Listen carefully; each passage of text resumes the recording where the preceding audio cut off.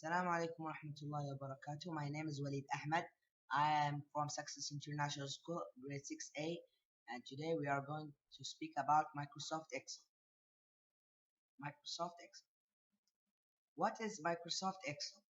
Microsoft Excel is a software that is a part of the Microsoft Office suite. Microsoft Excel is a software mainly used to create tables with a lot of numerical data. Microsoft Excel a number of tools and functions that help in the calculations and analyzing data using formulas and tables. And Microsoft Excel is a spreadsheet developed by Microsoft for Windows, Mac, Android, and iOS. It features calculation, graphic tools, pivot tables, and a macro programming language called Visual Basics for application.